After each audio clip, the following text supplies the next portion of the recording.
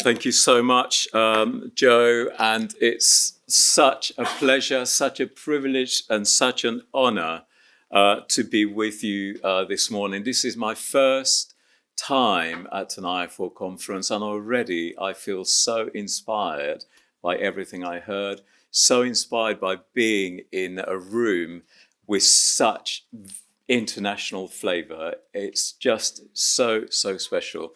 And it's also really good to know that I have been promoted to professor since coming this morning. No,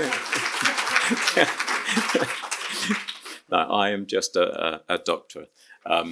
But it is wonderful to be with you all, and it's really amazing already to have heard so many things that resonate so closely with the philosophy of education that I want to share with you today, that I have been developing over my time as a primary school teacher and head teacher, that is now known as the joy of not knowing.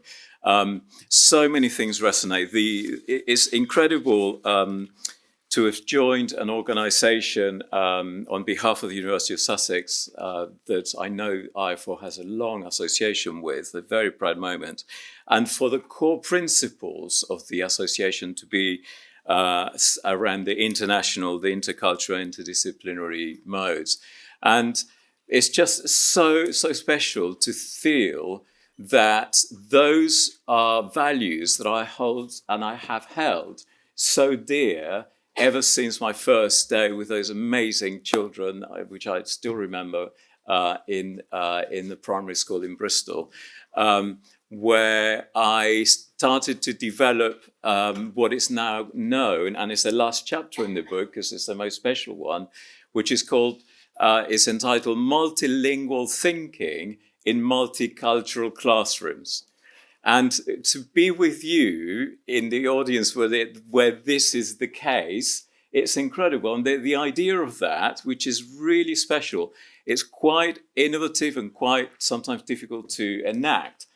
But the idea and the principle is that when we have all these amazing human beings in our classroom, my principle in terms of being facilitating the teaching and learning process for them is that they should be allowed to engage and access the curriculum and the learning using all the repertoire of language and culture and heritage that they bring with them through their door, rather than just restricting it to the language of instruction.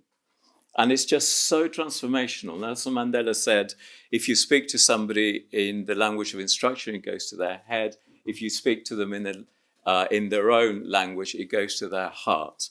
So it's really interesting. And today will be full of provocations like this, but that is the principle of enabling students and children to access and to engage with the curriculum using all the language that they choose to do it. It's called translanguaging.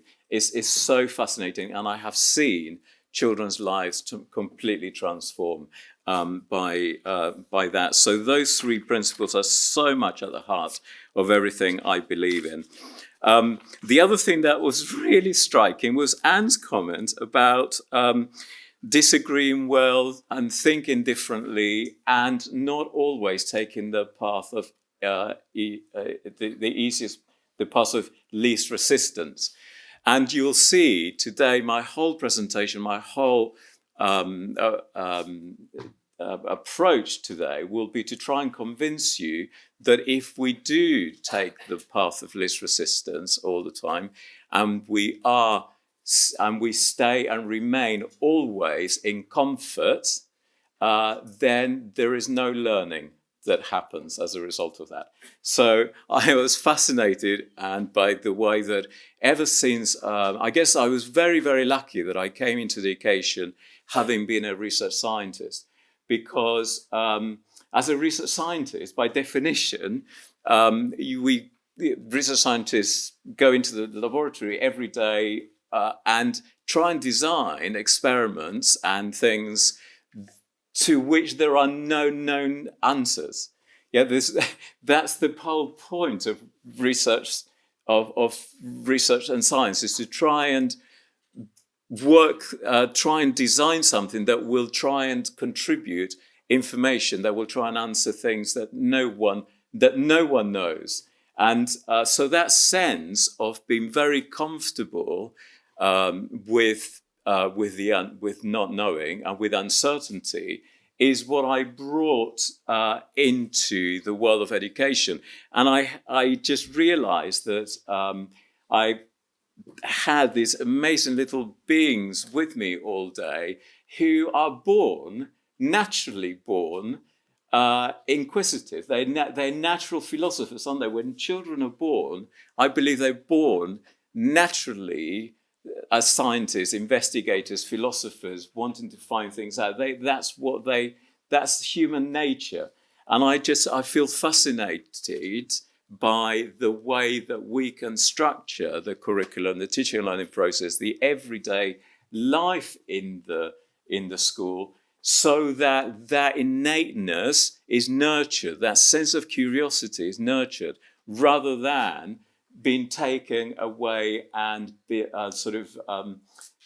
then be much more based on feeling comfort and just seeking right answers and knowledge. So that's the exploration that we're going to go through today. And it's based on the idea that I would like to postulate to you this morning, that the key to education and the role that education is able to play in achieving transformative change in society. So I believe that is what education is for. When education is at the heart of society, it's where transformative change can happen. And I was fascinated, Joe, that there was one person from Uzbekistan here, because I have been doing lots of work over the last 4 or 5 years, and I have just been to Tashkent and Bukhara, working with the government of Uzbekistan, who have incredibly placed education at the heart of everything that they have in their society. Is so special. And they've got a reform curriculum totally based on creative thinking, critical thinking, analytical thinking, problem solving. And it's such a privilege. So if you are here from Uzbekistan, I would love to meet you. Oh, it's you. Amazing. Where are you from? From Tashkent? Oh, I was at the Tashkent Pedagogical Institute just now. Oh. Oh, amazing. Absolutely amazing. Well, that's brilliant. Thank you so much. That is wonderful. I love your country and everything that it stands for. So the idea is that postulate that the key to education and to the role that education is able to play in achieving transformative change in society is based on how comfortable the learner feels when they're in a position of not knowing. Yeah, so that's what I'm going to try and convince you with, that it is much better to seek the not knowing rather than to seek the knowing. And I would like to start us by sharing with you a little scenario which I think will help us make the link between pedagogy, so the teaching and learning technique that we use to teach children, to enable them to learn, and the link between the pedagogy and also the way that the teaching and learning process happens. So the technique with which we enable children to learn, but also the way that the process happens. So think to yourself with a partner, just for a few seconds, about, if something comes to your mind, about something that you know that you know, something you know that you know, something that you know that you don't know, and something you know that no one knows.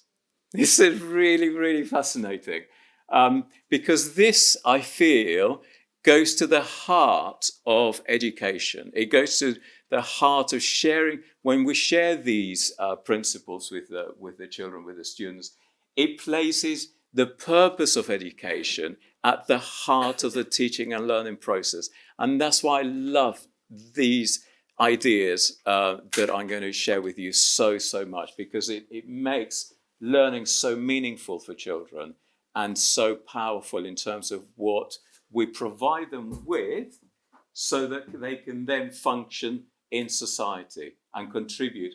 My very dearest, most wonderful, amazing person who unfortunately died last year, John West Burnham. I don't know if you've come across his work, so influential. He always used to say that the purpose of education was to add cultural capital to society. And I just love that phrase so much. If we're going to work towards societies, and IAFOR, it's just so amazing how they focus on peace for education, on societies that function democratically, on life skills that enable students to function and contribute positively to society.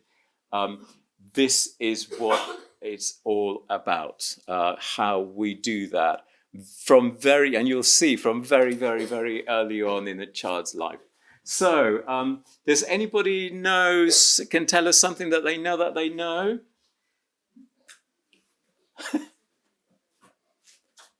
Sorry, do you need the mic again? Thank you. Okay. Something that you know. Yes, there's a contribution there.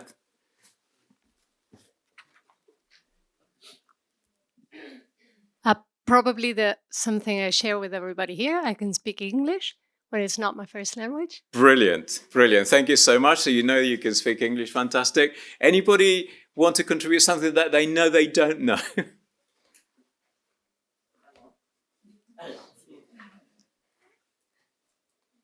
Anything come to mind?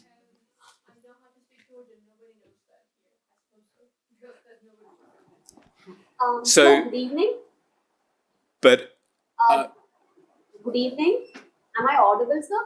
Hello. Yes, you are. You're actually online. We've got an online participant who's speaking. Christina from India. So something that we know, you don't know. Whether other people, other people can speak Georgian. Yeah. So you don't know that. Yeah. Brilliant. Yeah, you know that you don't know that. That's brilliant. Dr. Staricoff, we've actually got somebody who's participating online. I may not have a very perfect knowledge, of what their needs are or what their expectations are in an ESL classroom. We can't quite hear what they're saying. Okay. Thank you. Well, we can come back to that at the end. Thank you so much. And something that you know that no one knows. There's not. Yes.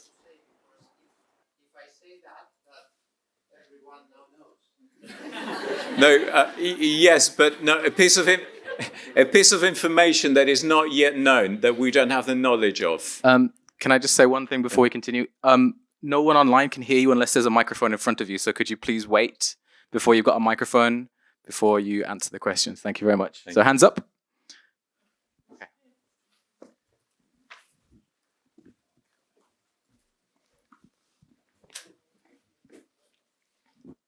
Thank you. I think I know something you guys don't know. I know the name of my parents you don't know. Thank you. Yeah, thank you. Thank you. So, yes, something that no one knows.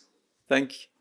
I think that something that no one yet knows would be how to communicate in Orca, as in Wales. In Wales language, yeah. Thank you so much. That's brilliant. Thank you.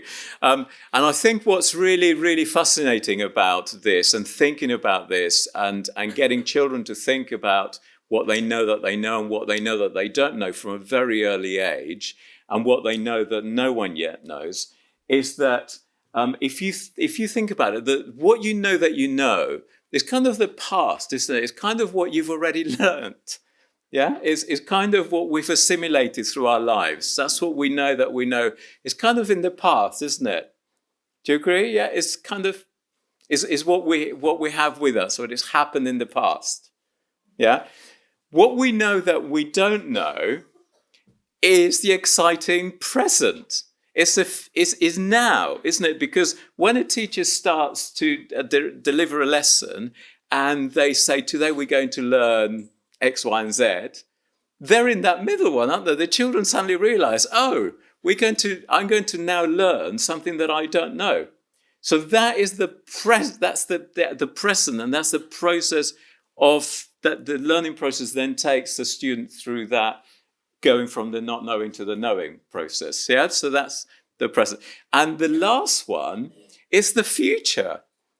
It's so exciting because this is what if education is, the purpose of education is to provide students with the skills, knowledge, dispositions, understanding and wisdom that's going to take them towards contributing to society in a way that solves problems, innovates, discovers new things for society. That's the last one, isn't it? That's the problem-solving one.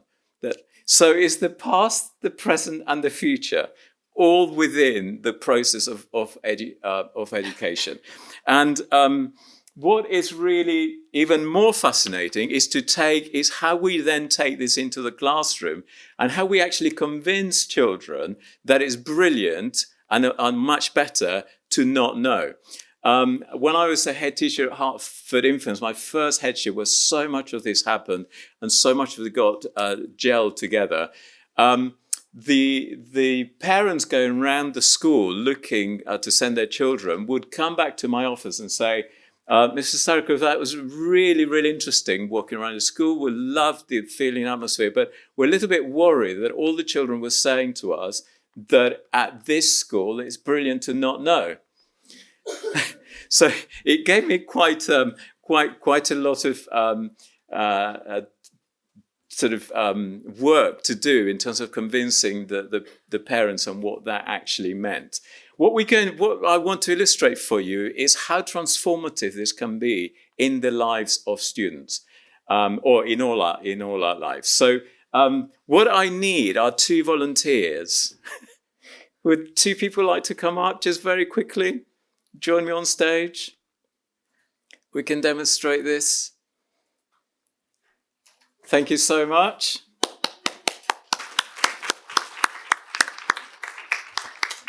Okay, we'll be walking around, so we'll need the microphone. That's brilliant. I'm so pleased you've both come up. Would you mind coming on here? What's your name? Maya. Maya. Lovely to meet you, Maya. And Emily. And Emily. Lovely to meet you, Emily and Maya. So what's happening now is that Emily and Maya are in position 1. And 1, where the question mark, is where we all are when we have to do anything in life. It's not just a learning objective, it's not just self-lesson, it's anything in life that we have to do, that we have to conquer. And so how are you feeling, Maya and Emily? Feeling okay? A little nervous. Good. That's made my day. Brilliant. The more nervous you are, the more anxious you are, the more confused you are, the better. Okay? Because you are winning. Because this is, if you imagine, this is where the students are whenever we say to them, this is what we're going to learn. Imagine having a class full of anxious and worried students. So what we're going to do now is transform that. Okay, so Maya, I'm going to ask you a question. Where were you born? In Sri Lanka. In Sri Lanka. Fantastic, brilliant. So what's happened is I asked Maya a question, she knew the answer. And what you can do now, Maya, is jump across to 3. So you jump across, imagine this is a pit, you can jump across to 3, the other side. Jump. Otherwise you fall into the pit. You jump. You got to jump across. It wasn't an easy thing to do, I promise. Amazing. Well done. Brilliant. Emily, how are you feeling now? Not much better. A little bit worse? No? Okay. It's usually, what we've mimicked here is usually children putting their hand up answering the question. All the others are thinking, oh, the next question is going to be more difficult. I don't know the answer. It's all about how we make students feel, isn't it?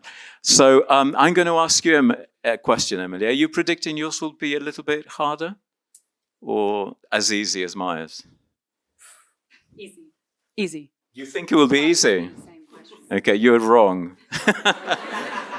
Yours, you are going to be in the pit. Hopefully, this will work. Hopefully, you'll go into the pit. So, Emily, where was I born? Bristol. Okay, you're guessing now. Okay, can I just stop you there? You're just guessing, aren't you? Yes. Okay. Do you know or don't you know? I don't know. I don't know. Say louder. I don't know. Say louder. I don't know. I don't want to. It's brilliant that you don't know, Emily. Has anybody ever told you in your life how brilliant it is that you don't know? No. Yeah, it worked. Some people say yes, and then it all falls apart. No, that is amazing, Emily. It's brilliant that you don't know because I never learned. now you have the opportunity To learn. to learn. Brilliant. Brilliant. Just a few hints works well. So, so now, Emily, if you go into the pit, into position 2. Oh, yes, you do. This is where all the magic happens. This is where the children love being. This is where all the magic happens. Everything that you have about you, all your skills, dispositions, all the resources, everything, all your friends, everything, is where you are now able to do your magic and make things happen and learn. So what would you like to do now to be able to find the solution to this? Ask you where you were born. Yeah, you can ask me. You can also ask maybe somebody else in the audience might know. You know, you don't always want the teacher to be the first. So yes, so you could research it. You know, you could do lots of things, couldn't you? But for speed now. Where were you born? So I was born in Argentina, in Buenos Aires. And I feel very, very sad that the map that Joe showed has empty. No way. Qué bien. I found a friend. That's brilliant. And we're also in the final on Sunday. Not just England, Argentina are as well. So it's a dual final. So brilliant. So you've now worked out the answer, so you can climb out again. And this is what transforms children's lives so much, because Maya and Emily both started in the same place and both finished in the same place, yeah? But they have finished as completely different learners. Maya, when you jumped across, and because you knew the answer and you were feeling in comfort zone, you knew you had the knowledge, did you learn anything? No, I only learned to jump because I. No, it's the right answer. Brilliant. You already knew it. Fabulous. Well, your thinking worried me that you were going to say you had learned something. Okay. Emily, when you when you went through the pit, because you didn't know the answer and you were worried and you had to do all the hard work and effort, did you learn something new? Yes. Brilliant. So the key with children is that then you say to them that in order to learn something new, you have to not know it first. You have to know. So it's not something that is a deficit or a problem or something they should be worried about. It's actually something they should seek, because that's the only time they're going to be learning something new. So they start to love embracing not knowing. They start to love embracing uncertainty and thinking like a scientist. So it all works really well. I was doing this once with a year 4 class, and one child did say that they did learn something when they jumped across, and I thought, oh no, my whole philosophy of education has crumbled. And I said, what do you mean? And he said, it's very easy, Mr. S. He said, when I jumped across, I learned they already knew it. Genius. Metacognition, thinking what he already... So brilliant. So brilliant. Can we give our volunteers a very, very, very big clap, please? Thank you so much. And that's the basic principle. But then when you transfer it into the process of actual learning in the classroom, and you share this with the children, it's so amazing, because When you break it down, what Emily did into 6 steps of our learning, we discover that when we start at 1, that is where we need to feel that we've created all the conditions in which children are going to feel that they're able to thrive. Not that they will thrive, they feel that they're able to thrive because that will make them want to go to 2. So the intrinsic motivation will want them to then seek starting to solve the problem. Yeah? Going from 1 to 2 is the key. So many people get stuck at 1. So that intrinsic motivation. And they will do that if they feel, like Emily did, that they have everything they need in 3 to be able to thrive. And so then they start to go down and do the process of learning with enthusiasm. And the thing that's really interesting is a 3 to 4 loop. It's a metacognitive loop. So they're always thinking about how their learning is going. So they're thinking, coming back, thinking, coming back. And then eventually they go up to 5. But this is the message for you today. 5 is knowledge. 5 is where you've got the answer. 5 is when you solve the problem. 5 is when you've gained some new knowledge that Emily gained. But as, again, John Wolfsbottom used to say, knowledge is irrelevant unless it is accompanied by a thorough understanding and mastering of that knowledge. So that's why 6 is there. And most importantly, the wisdom with which to use that knowledge and understanding for the good of society. So when you share this with students, you can see how the purpose of education is at the heart of everything that happens in the classroom. It's so special to go through this. And look at these. These are at Hertford Infants Nursery. On the first day of the academic year, they get treated to this. So from tiny, their lives are transformed. They start to feel so comfortable with not knowing, with uncertainty, with being confused, and actually seeking that. And very much based on what Einstein said, that he never taught his students, he just provided the conditions in which they could learn. It's an amazing concept, isn't it? But I don't think Einstein went far enough, because I don't think that it's enough just to provide the conditions in which children can learn. You also need to provide the conditions in which they will want to learn. And that's when they feel that they have everything they need, all their needs met. And that is, look, when they feel that they're able to succeed because they feel all their needs have been met emotionally, socially, cognitively, academically, and culturally. And the other thing that is really fascinating is to take on the best pedagogy that exists, the early years framework, how very little children learn, and to take that throughout the school and present the curriculum, the learning in a way which I now call dismetacognitively, so through play, without really realizing what they're learning. And what we then have is the idea of how does all this happen when you have a whole school and a whole kind of philosophy of education that you want to introduce. Well, it happens by dedicating the first week of the academic year to a learning to learn week. So there's no curriculum for the first week. They just have 5 days, nominally 5 days, of learning how to love learning and how to feel equipped with everything they need to be able to succeed. And it's fascinating how first day they all develop their own model of learning, a personal model of learning, which is amazing. They then look at creative thinking strategies, makes them think creatively. Visible thinking and learning tools, amazing for all children to have.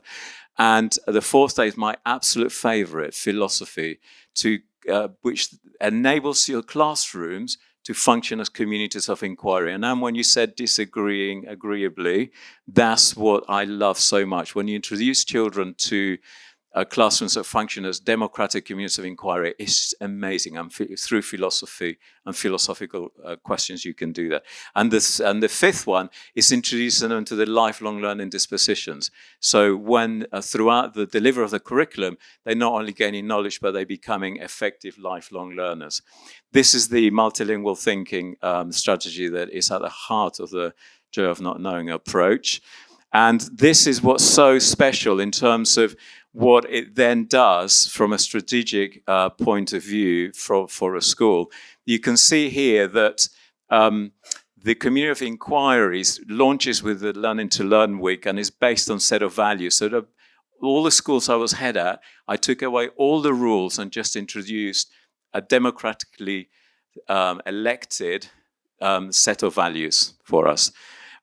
So the set of values is how we are. That enables their rights to be met. And I'm so pleased, Jay, that you were mentioning the children's rights earlier on. I feel that their rights can only be met if they have a big, a solid base of values culture. And only then does the learning happen. And then the learning happens by acquiring all the lifelong learning dispositions as effective lifelong learner, so that purpose of education, they can then contribute successfully to all the communities that they belong to. And what happens then also is that you start to shift the perception of the learner from wanting to be on the left-hand side, which is where we all want to be, to feel comfortable, towards the right-hand side, where we are feeling in discomfort, but we realize that that's the only time that learning is taking place. And these are the lifelong learning dispositions. You can see how useful it is to have the opposites and the children map themselves along the lines, seeing how they're progressing along those. And then you end with these things. I just wanted to end with some quotes from children who have been immersed in this culture. Monica's quote is just so wonderful. She said, before I came into Year 5, I thought learning was all about intelligence, that traditional sense of knowledge, basically. And now, just as I realize, it's all about a love for learning, creativity, creative thinking, happiness, equating happiness with learning and effort, realizing that just jumping across is not leading to it. It's an amazing quote from a 9-year-old, isn't it, to do. And this is even more amazing. It's a child in Madrid who sent me this, who interpreted the pit that we've just done and has drawn himself with a friend. Sorry, Emily, you didn't have a friend. And they're both smiling, both saying, no lo sé, I don't know, trying to work out what 11 plus 11 is. You think they would know, wouldn't you? And incredibly called it the pit of happiness, el hoyo de la felicidad. I've always called it a learning pit. I've written a book where it's just called the learning pit. He's called it the pit of happiness. Again, that emotional connection. This child's life is transformed, isn't it? Smiling in the pit and calling it the pit of happiness. You can't ask for more. So I wanted to just finish off by coming back to these 3 stages that we looked at and saying that actually, although they're past, present, and future, they really are the knowledge, the understanding, and then the wisdom to be able to use it. It's been such a pleasure to be with you all.